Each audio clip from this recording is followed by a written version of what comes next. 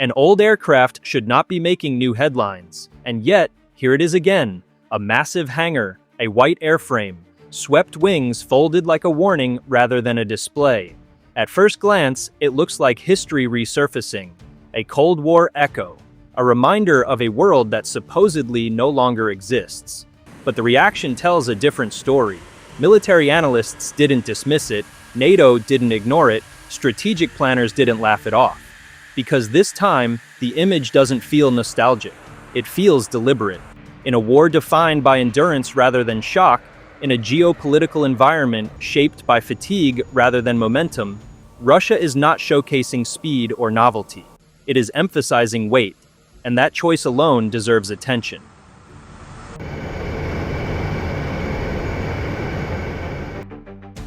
Most misreadings begin with a simple assumption: old equals obsolete. The Tu-160 is seen as a Soviet design, a relic from an era obsessed with excess. From that assumption flows a familiar narrative: symbolism, posturing, desperation. But Russia has never treated strategic systems as symbols. It treats them as architecture. Architecture is not meant to impress, it is meant to hold weight over time. And that is the first conceptual gap between how this aircraft is discussed in the West and how it is understood in Moscow.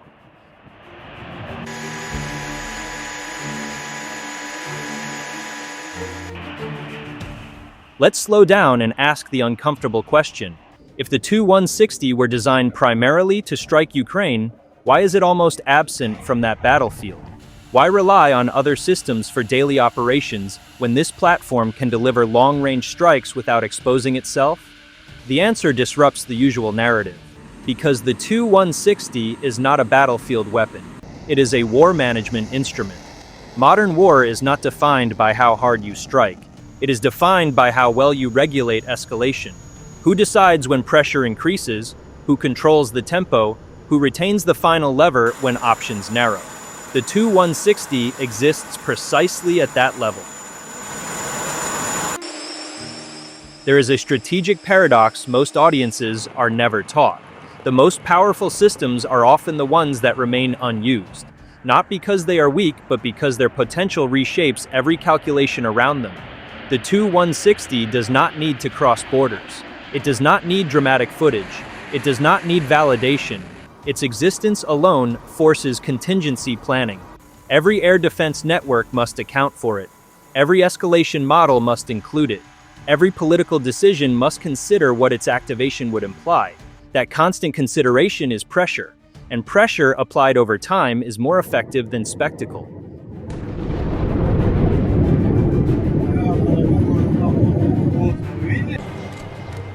This is where most commentary gets it wrong. Modernization is not about making the Tu-160 deadlier. It is about making it more predictable to its owner. In strategic systems, unpredictability is dangerous. Errors create misunderstandings. Misunderstandings create escalation. Russia's priority here is not surprise, it is reliability. Stable command chains, clear response thresholds, reduced risk of unintended signals. This is not aggressive thinking, it is containment thinking.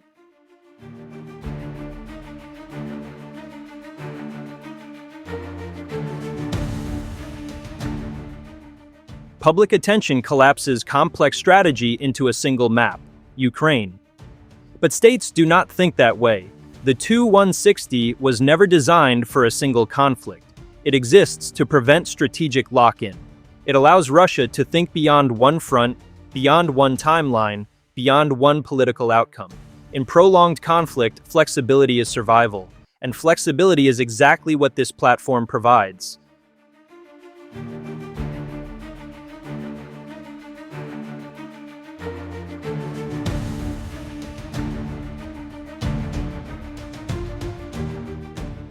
If this aircraft were irrelevant, it would not be monitored this closely. The signal is not tactical, it is structural. It says Russia is preparing not for a dramatic moment, but for sustained pressure over time.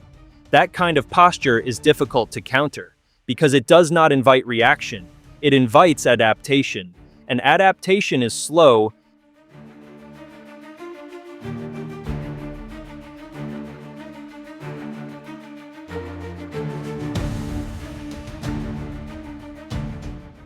There is nothing cinematic about factories. No triumph, no heroism, just repetition. The ability to maintain, modernize, and integrate strategic systems under pressure is not a headline story, but it decides outcomes. Long wars reward those who can keep systems alive when others begin dismantling theirs. This is where endurance quietly outperforms innovation.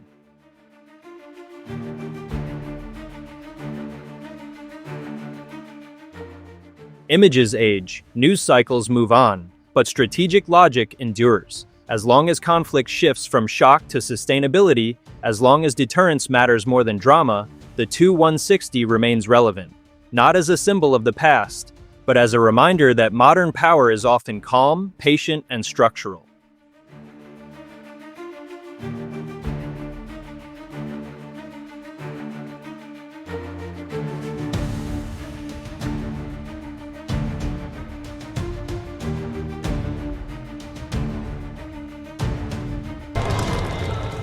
The Tu-160 is not the future, and that may be precisely why it matters. In a world chasing novelty, resilience quietly decides outcomes. The real question is no longer whether this aircraft will be used, the question is whether its presence alone is already doing the work. That is worth thinking about. If you value analysis over noise and understanding over outrage, consider supporting the channel. This content is created for educational and analytical purposes only. It does not glorify violence, it does not advocate conflict, it invites thought.